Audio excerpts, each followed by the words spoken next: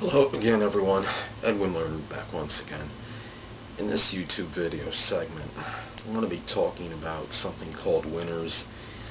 And I think a common misconception with the term winners is that, well, even though it is true, a winner could be somebody that wins a race, is valedictorian in their class. It doesn't mean that other people, I should say, are not victorious in some other way, shape, or form. Now, if a person loses a race and he ran and gave it his optimal effort and didn't use any, say, performance-enhancing substances, didn't use any illegal means to try to attain what he wanted to set out was to win this race, then he or she is still a winner in some way for this. I mean, we keep hearing a multitude of people that have tried to get ahead by using, like, say, performance-enhancing substances. The cyclist Lance Armstrong, who had acknowledged that he was using some kind of performance-enhancing substance to get him an edge in his races and to make him get him ahead of the pack, so to speak. And you hear about these baseball players, though, that have used some kind of PEDs or whatever to give them an edge. And what's a shame is they wind up being losers ultimately, because what happens is, in the long run, majority of these people are caught in, say, a Major League Baseball player that uses something to get ahead, and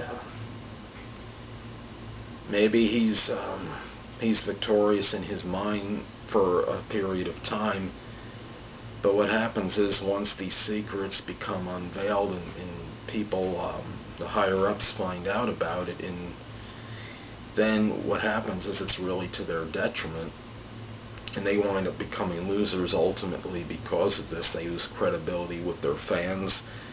Like a pro baseball player can lose an opportunity to get to the Hall of Fame because his numbers are tainted in baseball. And it's just, I think it's just, sometimes there's too much emphasis put on just the pure stats of a professional athlete, and just in life with people, just whether it's numbers or whether they actually won something that's stated on a piece of paper, or say, take some people in school that, say, middle school or junior high school, that made the honor roll or honor society.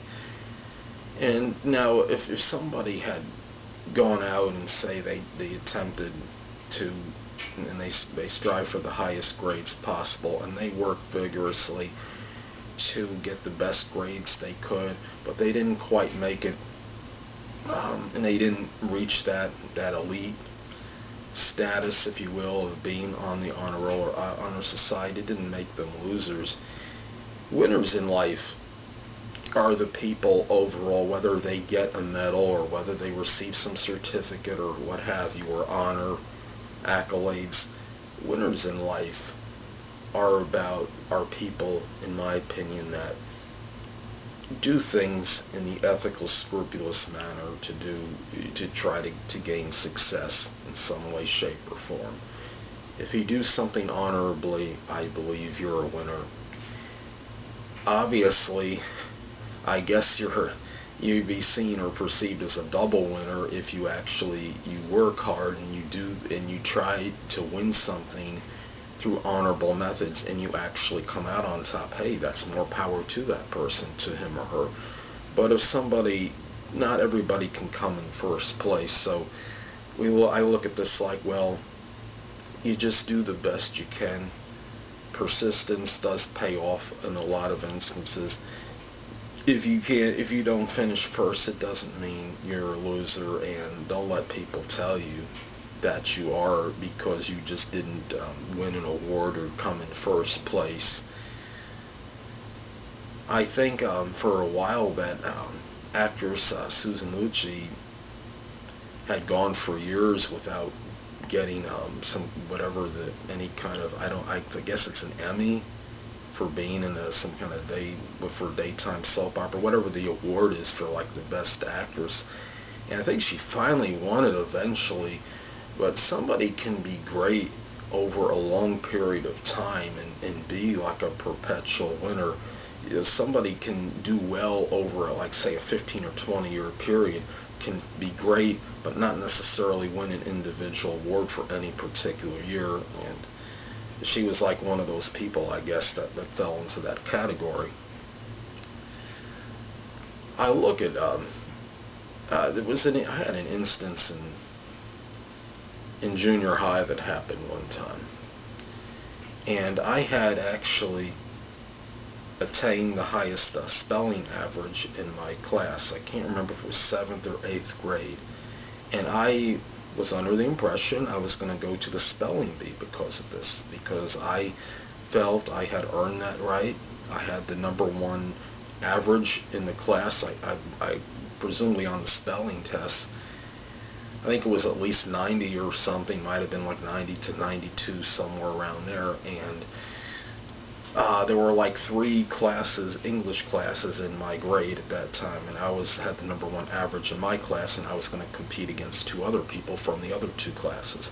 But what happened was 2 other students were kind of smarting because of this, and they felt that their average was so close to mine that what happened was they went to the teacher and they convinced the teacher that the 3 of us have a spin-off in order to come out of that class and be the representative of that class in the spelling bee. So here I am, I'm sitting in the lunchroom one day, and the teacher approaches me with the other 2 students. I mean, this is almost something you can't even make up right about people. It was a very impromptu kind of thing. They said, we're going to have a spin-off and we're going to do this right now. It was a spontaneous thing. And the 3 of us were asked to spell a word, and I got it wrong.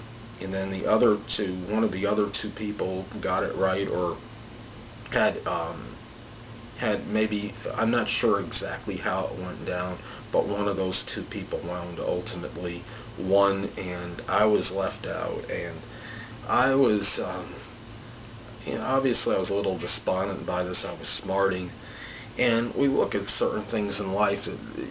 Sometimes there's people that feel that they had won or achieved something and didn't really get it, and I can understand that in a way, but at the same time, it doesn't mean that we're losers overall. Luck can play a role in some things in life. I understand about that we do create our own destiny largely. Some things can be preordained, but we do have things in life where it seems like things cannot go our way. From time to time, things can be unfair, but that unfortunately is what life is comprised of, things that can be fair and unfair. Now, in that example, that was very isolated. There's also times when something happens, like, say, in a Major League Baseball game or a controversial call. Then some people, look at it like, well, it costs, or it actually can cost the outcome of a game, of a pennant, of maybe even a World Series to some degree. I think there was a World Series, I think it was like 1985, between the Cardinals and the Royals, if I'm not mistaken. Something happened in like Game 5, perhaps, that changed the outcome. I think one team looked like they were going to get it. I forget which one won the World Series, but what happened was there was a controversial call, and I believe it was a play at first base, and it basically changed the tide of the series, and that one team had a chance to win it. In 5, what happened was the one team wound up being ahead still 3-2, but as opposed to winning it 4 games to 1 in 5, and then the other team won the last 2 games and captured the World Series. So sometimes, like, that's another example where maybe somebody may have felt they won, but something happened which was not maybe right in their mind, which turned the outcome and had like a little reversal of fortune. So anyway, like I stated, I think life is really about being winners. It was about being winners by doing things through the ethical and honorable methods. I was watching one time on it was on ESPN Classic, maybe it was a few weeks ago or so, and it had an old episode of like the Battle of the Network Stars, and some of the people out there may remember this, some may not, but this was like a clip from 1984, and Mark Harmon was on one team, and thinking he was on the NBC team at the time, and he basically dominated the events. I mean, he was like Mr. Athlete in that particular segment.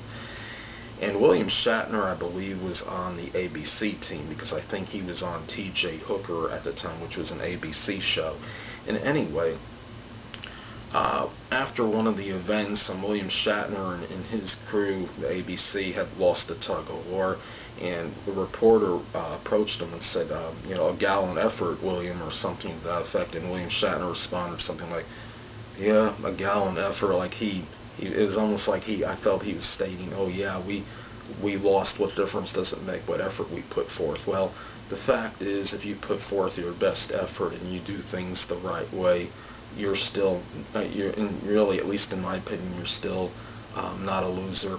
And Howard Cosell on that same segment had approached Tony Danza after something, and either Tony Danza or someone on his team lost a particular event, and Howard Cosell had said something about being a loser in the competition, and Tony Danza responded something to the effect, well, loser wasn't the right term. Well, I couldn't have said that better myself. I mean, you give it your best, that's all that counts, and do things in the right manner, and then you're deemed a winner in the game of life. Life is not always about making $1 million or making more money than this person. It's just about doing things in the right manner and not succumbing to illegal means, or whether it's diabolical acts, or whether it's doing something in an unscrupulous way. Doing things in the right manner, giving it your all, and regardless of your profession or activity or what have you, that is the main thing. And you'll be seen by others as a winner, whether you actually win many events in your life or not.